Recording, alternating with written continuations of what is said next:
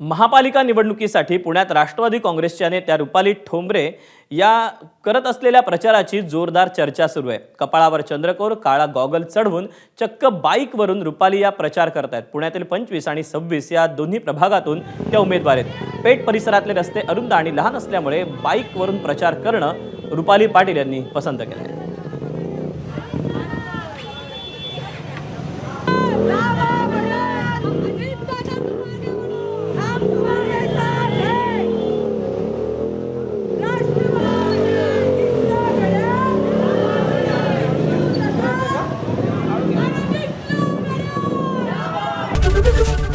ABP माझा, उघडा डोळे बघा नीट।